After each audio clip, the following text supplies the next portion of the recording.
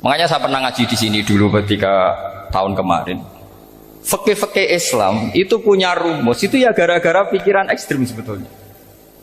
Saya pernah nyontohkan adalah orang tuh kalau sholat jenazah itu mayitnya di depan. Itu ulama fikih tidak ada yang punya alasan. Mau hanya bilang gini, hakada wajadna salafan wa khulafan. Mulai dulu kalau nyolati mayit ya jenazahnya di depan. Ya hanya gitu saja, tidak punya alasan.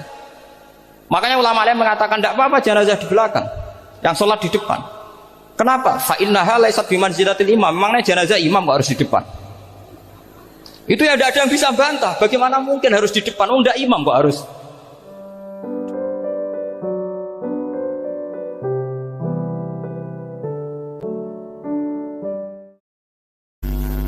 Nah ini pentingnya mikir. Jadi ulama itu mulai dulu sudah ada. Nah sekarang sudah banyak orang-orang khusyuk yang biasa di masjid itu khusyuk. Kalau ditanya zaman akhir rusak kabeh, wong soleh-soleh wis nyuwap. Kalau orang soleh ini tidak nyuwap ya tidak jadi. Kalau nggak jadi mereka nggak ada yang jadi DPR, nggak ada partai Islam, habis malah Indonesia.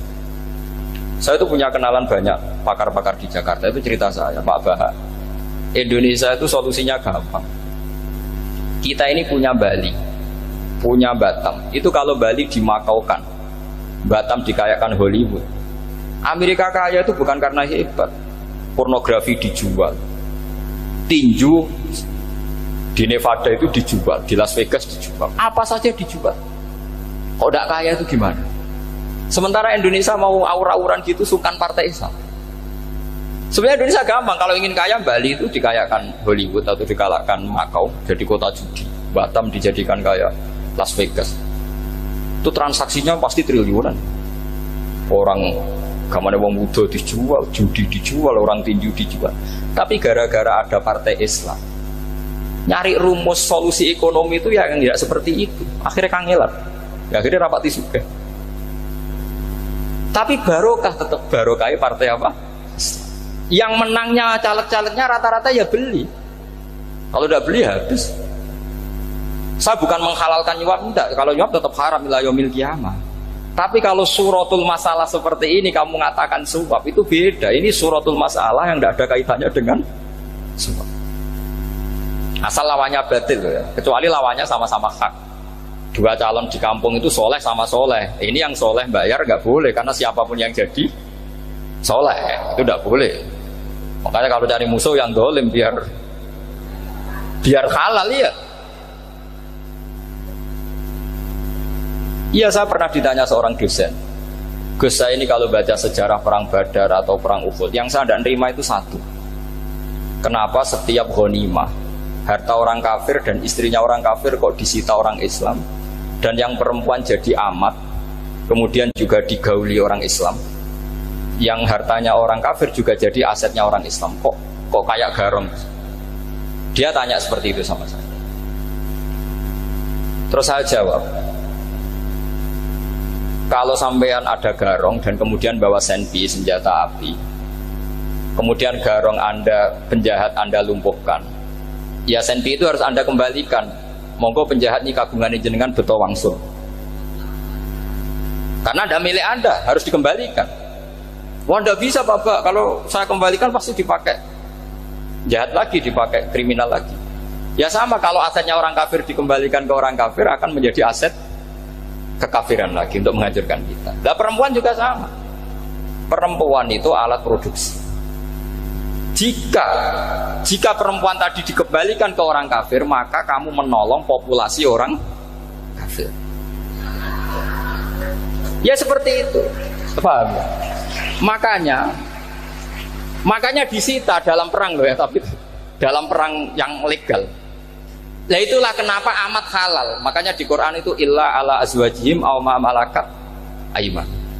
Paling enggak itu masih ada ulama atau pemikir atau ustadz siapa saja yang bisa memahami logika apa? Islam. Nanti kalau ulama ini sudah meninggal, orang akan mencibir Islam dengan cara mengatakan Islam itu jahat, yaitu menyita hartanya orang kafir dan istrinya orang kafir setiap kali terjadi perang. Karena pemikiran ini pasti sama-sama kutubnya, sama-sama ekstrim. Ya ini penting saya katakan. Makanya masyhur itu perdebatan Sayyidina Ali dan Muawiyah. Ini saya kutip sedikit. Ini ya sama-sama berpikir ekstrim, tapi ekstrim yang baik.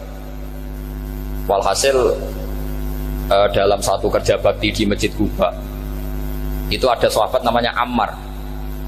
Ini di depan umum, ini penting. Kalau dalam ilmu hadis di depan umum ini penting karena nanti menjadi mutawatir. Beda dengan hadis yang Nabi ngendikan sama 1-2 sahabat, namanya hadis ahadi. Di depan umum Nabi guyon gini sama Ammar, ya Ammar waihak taqtuluka alfiatul baghiyah. Ammar, kamu ini nasib kamu itu agak sial. Karena nanti yang membunuh kamu itu kelompok yang tidak benar. Alfiatul baghiyah itu kelompok yang tidak benar.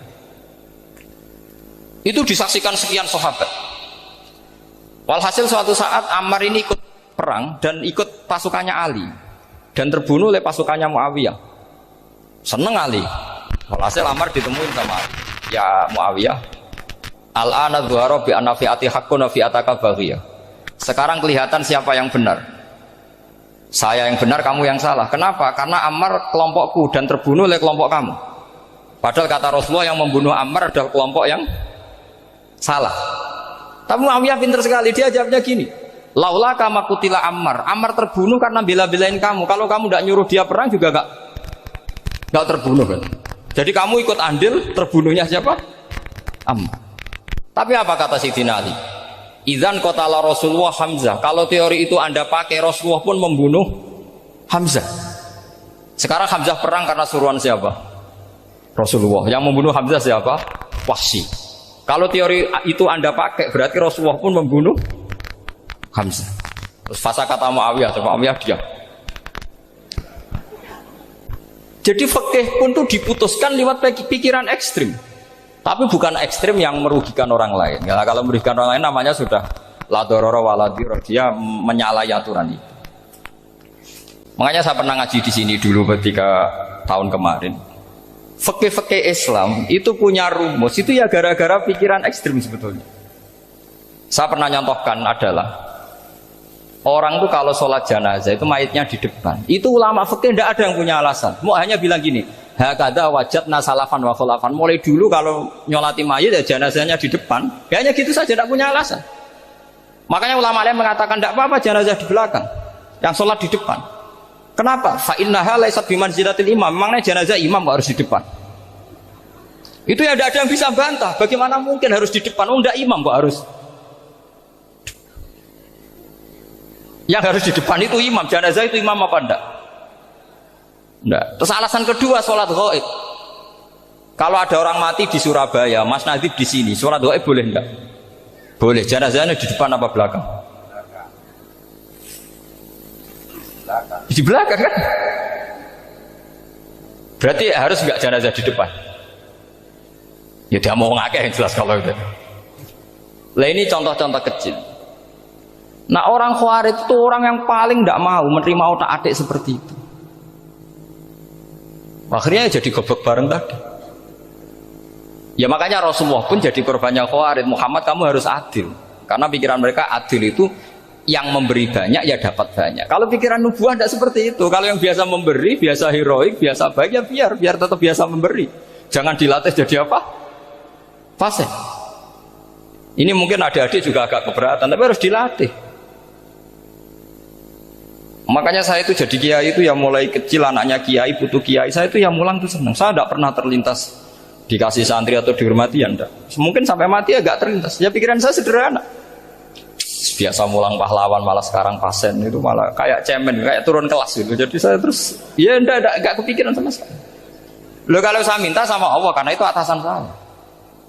Makanya ada ulama yang ekstrim gini, ini kisah nyata. Ada ulama alim datang ke seorang raja, rajanya ini soleh padahal.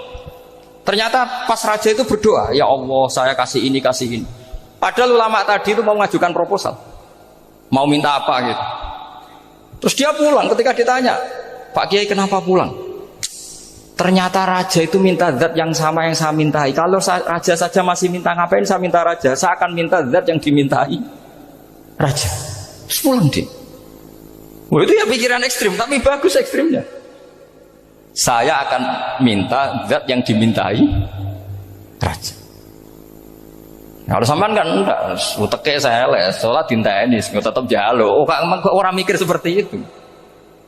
Emang salah didik, salah itu tadi. Nah, ini harus dilatih. Masyhur itu ketika Nabi pas Fathu Makkah itu, orang-orang Ansor komentari Nabi gini, ketika Nabi sangat happy di Mekah, sangat enjoy di Mekah, kata orang-orang Ansor, amar rojul fa'adroka durok fatun fi ahli wa ulfatun fi asyiroti. Namanya orang pasti happy kalau di kampung halaman. Jangan-jangan Rasulullah itu nanti hidup di Mekah lagi, karena Mekah sudah dikuasai orang Islam. Beliau pasti kangen sama keluarga, sama Mekah.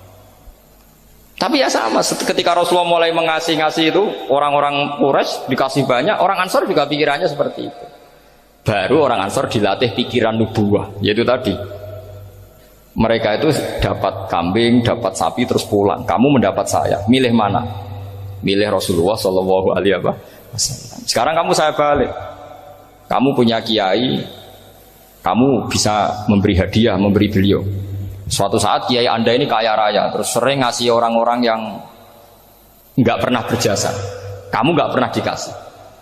Itu kalau pakai pikiran Khawarij, kiai ini salah karena ngasih orang yang tidak berjasa. Tapi kalau kamu pakai pikiran nubuah, enggak. Alhamdulillah saya tetap istiqomah memberi kiai itu. Dan alhamdulillah nggak dibales. Semoga balasannya di akhirat. Ya sudah seperti itu.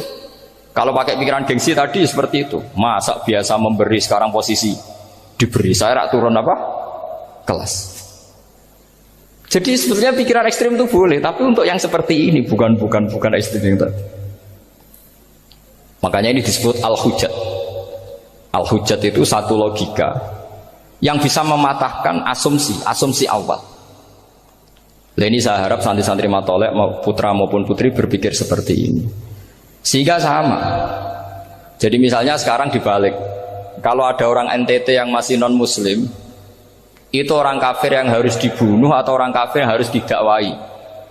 Mesti pikirannya itu, kalau Nabi itu ya semua yang didakwai Nabi dulu orang kafir. Nah, ketika Nabi di Mekah itu pertama ketemu orang kafir itu dibunuh atau didakwai? Didakwai. Ya berarti pilihan sekarang ya didakwai bukan dibunuh. Nah soal perang itu perang itu beda dengan membunuh. Ada janjinya, ada macam-macamnya, terus nggak ada solusi, itu baru ada perang. Jadi kalau sudah dibalik-balik gitu, makanya kata ulama-ulama, Khawarij itu pasti salah. Pasti salahnya adalah kalau orang nggak benar ya dibenarkan, bukan dibunuh. Kalau setiap orang kafir dibunuh, Nabi kapan jadi nabinya? Karena orang kafir habis. Jadi metode bil hikmati ada, metode hasanah ada, karena orang kafirnya sudah mati. Terus pertanyaan kedua, kalau Nabi harus ekstrim ngapain? Yang ngawal Jibril, halnya Israel lebih efektif.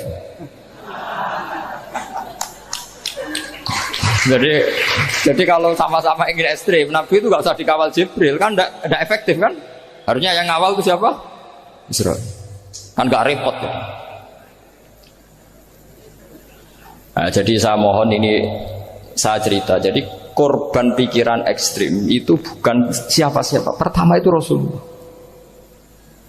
Akhirnya Rasulullah menjelaskan, ya beginilah cara berpikir nubuwah. Jadi saya kira demikian. Nanti mungkin kalau ada tanya-tanya, ada pertanyaan. Yang jelas kalau seputar ekstremitas itu bisa latihan. Ya, sebenarnya bisa latihan di fikih. Karena fikih ini cerminan dari pikiran ulama. Ya, cerminan dari pikiran ulama yang tidak tekstual. Ya, seperti gini ya. Tasaddaqa Rasulullah so'an min tamrin au so'an min aqidin. Ketika zakat fitrah itu Rasulullah mengeluarkan satu sok tamar. Tamar itu kurma. Kalau menurut tekstual berarti zakat fitrah harus pakai kurma. Tapi semua ulama sedunia mengatakan kuti ahlil balad. Artinya dalam konteks Indonesia ya pakai apa? Beras. Berarti kata tamar diganti kot. Diganti apa? Kot. Jadi orang itu jangan diajak goblok bareng. Masa Nabi ngendikan tamar harus apa? Tamar. Makanya saya pernah debat. Pak Nabi itu cingkrang. Kenapa orang-orang itu rata-rata tidak cingkrang? Saya bilang, Nabi itu hidupnya di Mekah. Kenapa Anda hidup di Indonesia? Iya, Nabi itu hidupnya di Mekah. Terus saya tanya lagi, Nabi itu hafal Quran, kamu udah hafal? Saya hafal Quran. Kalau cingkrang gampang, karek ngetok kata saya. Ya, kalau ada sunnah Rasul, Nabi hafal Quran enggak? Hafal kan? Berarti kalau ikut sunnah Rasul, hafal Quran. Jangan cingkrak tok, ya hafal apa? Ya sama poligami juga gitu, yang Tadi diceritakan Mas Nadif itu, Nabi itu poligami setelah Khadijah meninggal. Apa mereka mau nunggu istri pertama meninggal? Kalau ingin persis loh, kalau ingin persis nunggu istri pertama meninggal. Ah iya. Tidak mau juga kan? Ya biasa saja lah. Pokoknya yang dihalalkan syariat ya kita bilang halal, yang diharamkan kita bilang apa? Tidak usah sok suci sunnah Rasul. Saya punya banyak cerita. Abu Bakar itu dulu sering menghindari sunnah Rasul. Dulu Rasulullah itu kalau ada orang minta ya dikasih. Ketika era Abu Bakar bikin Baitul Mal. Ketika ditanya ini zaman Rasulullah tidak ada. Kata Abu Bakar, huwa Rasulullah. Beliau itu Rasulullah. Bahwa nggak dimanage ya negara tertib. Umar bikin pasukan. Pasukan itu diangkat negara. Kalau dulu zaman Nabi yang ikut perang bahaya, yang tidak perang namanya munafik. Era Umar tidak, militer itu ditunjuk. Dia digaji pakai Diwanul Murtaziko. Ketika ditanya kenapa tidak kayak Rasulullah, huwa Rasulullah. Bahwa tidak tertib pun tetap negara stabil karena ada karismanya. Jadi kadang-kadang dalam banyak hal itu kita malah tidak boleh persis Rasulullah karena kadang banyak khususiyah. Yaitu contoh yang paling masyhur di fikih ya kayak Nabi itu nikah 9 itu khususiyah. Dalam strategi juga sama. Dalam strategi memanage negara juga sama. Banyak sahabat yang punya ide yang zaman Nabi itu tidak ada. Ketika ditanya kenapa tidak persis Nabi, katanya huwa Rasulullah. Ya Rasulullah itu meskipun seperti itu, meskipun tidak tertib secara rasional, tetap dikawal wahyu. Makanya negara baik-baik saja. Kalau saya ini hanya Abu Bakar, kalau tidak ya repot. Umar ya sama, bikin Diwanul Murtazikah. Utsman juga sama, dimanage negara. Sayyidina Ali juga dimanage. Kalau Nabi tidak. Tapi tidak apa-apa karena ada karisma. Sampai tak cerita nih masalah zakat yang masyhur. Orang paling bakhil sekalipun, paling kikir sekalipun itu zaman Rasulullah bayar zakat. Karena pikirannya setelah zakat dikasihkan Rasulullah mendoakan. Khudh min amwalihim shadaqatan tutahhiruhum wa tuzakkihim biha wa sholli alaihim inna sholataka sakanul lahum. Era Abu Bakar enggak. Sorry ya Abu Bakar, dulu kita zakat sama Rasulullah karena didoakan beliau. Kamu hanya Abu Bakar, saya tidak mau zakat. Ya sama lah seperti orang dipimpin ulama-ulama karismatik, orang dipimpin Badola itu tidak usah metai, santri sudah nurut. Dipimpin Mas Nazif, gak bikin pelaturan, habis pondok. Kalau tidak ngancam, gak gini, ditakzir, gak gini, habis. Zaman Badola dehem tok santri wedi. Mas Nazif dehem enggak. Nah, makanya Rasulullah itu tidak banyak bikin pelaturan. Rasulullah itu kalau mau perang itu hanya bilang sahabat, saya besok ditantang Abu Sufyan di sini. Saya mau perang. Oh itu sahabat ikut semua. Orang melihat wajahnya, melihat karismanya sudah tertarik ingin menyelamatkan beliau. Kita tidak akan ridho Rasulullah keluar sendiri. Kalau Abu Bakar ya enggak. Pertama Abu Bakar pidato sudah sopan. Saya memimpin kamu. Ini qatwul litu walastu bi khairikum. Saya ini memimpin kamu, tapi bukan berarti saya yang terbaik. Jika saya benar maka dukunglah. Kalau salah ingatkan. Itu pertama orang-orang bilang apa? Fa wallahu uqiman nakabisef. Nanti kalau Anda salah tak ingatkan pakai pedang. Ya karena hanya Abu Bakar bukan Rasul. Jika diaturlah ini ada militer, ada pengawal, ada Baitul Mal. Era Umar lebih modern lagi, ada Diwanul Murtazikoh, ada macam-macam. Ya Rasulullah nggak ada. Nah sekarang orang sidik-sidik muni sunnah Rasul. Padahal ada sunnah Rasul yang khasnya Rasulullah sebagai nubuwah. Khasnya Rasulullah sebagai apa? Nubuwah. Coba Nabi itu istrinya 9. Semuanya cerita tentang tahajudnya Nabi, witirnya Nabi. Apa kira-kira Mas Nadif kalau punya istri 4 ceritanya tentang tahajudnya Mas Nadif? Kan enggak. Nah, jadi saya mohon, sebetulnya pikiran-pikiran ekstrim itu karena enggak mau belajar. Enggak mau belajar. Kalau mau belajar itu kata Imam Ghazali itu dalam kitab Imla, Al-Imla fi Iskalatil Ikhya itu. Fal ma'ani awsa'u minal ibarat. Yang namanya ma'ani itu awsa'u apa? Minal ibarat. Jadi yang fal ma'ani awsa'u minal ibarat. Jadi yang namanya makna itu lebih luas minal apa? Ibarat. Nah, ini contoh yang paling nyata ya Sayyidina Ali. Ketika Sayyidina Ali perang sama Muawiyah, itu Sayyidina Ali bilang sebaiknya Muawiyah kirim delegasi mediator. Saya juga kirim mediator. Terus orang-orang Khawarij karena tadi tekstual. Mahadha ya Ali. Ini apa ya Ali? Lam yujad fi kitabillah. Aturan mediator itu tidak ada di Quran. Bahwa kalau kita perang harus ada mediator itu tidak ada. Terus Sayyidina Ali baca ayat wa in khiftum shiqaqa bainihima fab'atsu hakaman min ahli wa hakaman min ahliya. Jika lelaki dan perempuan suami istri terjadi shiqaq, terjadi konflik, maka suami kirim satu mediator, yang pihak perempuan juga kirim mediator. Terus Sayyidina Ali ngendikan wa amru Muhammad a'dhamu min amri rajulin wa imra'atin. Urusan umat Muhammad lebih serius ketimbang urusan hanya sekedar suami dan istri. Maka kita butuh hakam, butuh mediator. Baru 4.000 orang Khawarij tobat mengikuti pikirannya Sayyidina Ali yang tidak tekstual. Sama seperti zaman Rasulullah. Ketika Rasulullah mau perang Badar, saya ini mau perang Badar kata Rasulullah. Musuh saya itu 1.000 lebih. Kalian hanya 313. Apa kita teruskan? Itu sahabat langsung bilang gini, saya itu hafal teksnya. Idzan la naqulu laka kama qalat banu Israil fathab anta wa rabbuka faqatila inna hahuna qa'idun. Walakin idhab anta faqatila inna ma'akum muqatilun. Ini kelihatan sekali bahwa para sahabat sudah ada tekstual.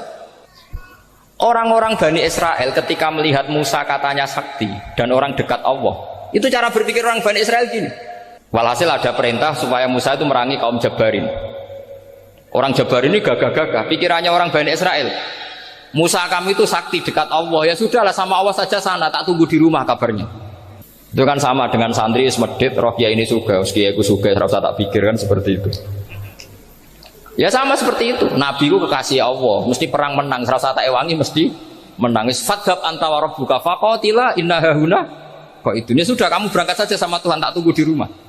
Tapi apa kata para sahabat Ansor ketika Nabi minta supaya mereka dukung di perang Badar? Langsung bilang, idzan la naqulu laka kama qalat banu Israil. Kita tidak akan bermental kayak Bani Israil. Ini tekstual apa enggak? Mereka punya mafhum, punya pikiran. Cara Mas Hadi punya kreatif. Bahwa ini mental yang bejat, kita tidak akan meniru seperti itu. Itu sahabat. Jadi dulu sahabat itu makna di Quran juga ada tekstual. Jadi bisa memahami. Nah sekarang orang memaksa semuanya harus tekstual. Ya meskipun tadi jangan terlalu liar terus menjadi liberal. Tapi saya tidak tahu kalau contohnya Mas Hadi tadi pakai kondom, sistem kondom tidak tahu. Itu pikirannya Jil apa Mas Hadi tidak tahu saya. Itu tidak tahu. Kok sampai sembeling itu saya tidak tahu. Kok lagi juga kalau tidak bisa nyontohkan yang di luar itu, saya itu ya tidak tahu. Mulai dulu ilmunya seperti itu terus gitu. Ya tidak tahu lagi. Jadi mulai dulu zaman Nabi pun itu sudah ada pikiran-pikiran seperti itu. Jadi tekstual atau harfiah itu ya enggak. Nyatanya sahabat langsung bilang idzan la naqulu laka kama qalat banu Israil. Assalamualaikum warahmatullahi wabarakatuh.